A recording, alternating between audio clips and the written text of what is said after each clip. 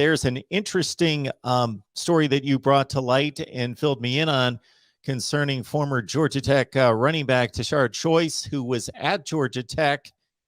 And you take the story from there because it's quite the soap opera.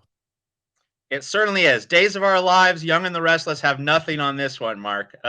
So Tashard Choice, he was identified as being the running backs coach at USC. He identified himself as being with USC on social media. The Athletic, other outlets identified him as, quote unquote, having joined, unquote, Lincoln Riley at USC. So it's not as though he was mulling it over. He was in the USC camp. He was in the USC fold under Lincoln Riley.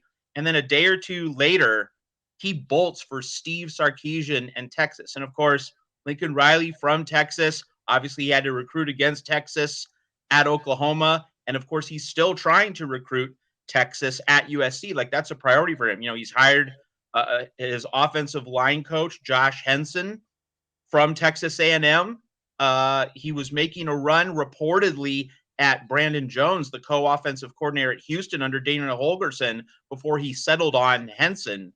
So like getting guys from the state of Texas on his staff to recruit Texas. And Tashard Choice, he former Dallas Cowboy running back. He has a coaching history in the state of Texas as well. Like, Tashard Choice was supposed to help him recruit the state of Texas. So Tashard Choice joins USC. He wasn't just, considering it. He joined. He made the move from Georgia Tech. Bruce Feldman and others had reported on that several days ago. So he identifies himself as a USC coach on social media, and then whoopsie, he goes to Sark and Texas. Now, so Oklahoma fans are saying, "Oh, at two, Lincoln. How does it feel to be on the other side of a betrayal?" And of course, that's a fascinating little discussion about, is this exactly the same thing as Lincoln Riley going to USC? It's really interesting. I mean, I think that Lincoln Riley didn't betray Oklahoma, though I will say Sooner fans have every right to feel betrayed. Like, I get it. I know Oklahoma's history. Lincoln Riley was supposed to be there for a long time. Bob Stoops handed him the keys. He wasn't expecting Lincoln Riley to bolt after 5 years. Lincoln Riley was supposed to become the next great entrenched Oklahoma head coach. So I understand the argument. I respect the argument. But what Tashard Choice did is really and truly a betrayal in my mind, or at least it's a fuller, deeper betrayal, because I'm sure that he and Lincoln Riley had a conversation or six about recruiting in the state of Texas. So he has that conversation as he's being onboarded at USC, and then he goes to Texas. So he has that insider information. That's kind of like a football coaching equivalent of insider trading.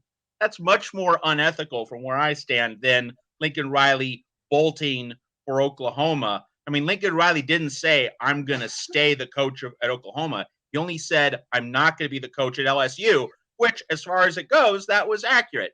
So, he didn't shoot down any USC rumors or anything. He shot down the LSU rumors. And, maybe his agent, Trace Armstrong, was playing a bit of a bait and switch. I mean, we can acknowledge that. But this is not nearly as unethical as what Tashard Choice just did. You either choose between USC and Texas, or you stay at Georgia Tech. You don't go to USC and then 48 hours later go again to Texas as a second move after gathering that intel from Lincoln Riley. But Oklahoma fans are having a ball, and I don't blame them. They should be able to laugh at it. And here at Trojans Wire, we can take that. We're big boys here. We're doing pretty well, thank you very much. So, it's all part of the game. And, it was unethical on Tashard Choice's part, but USC is going to be okay. And it's a really fun soap opera right before Christmas. So I absolutely understand. Yes, I absolutely understand how a fan base would have fun with this, considering that they were just jilted. Understood.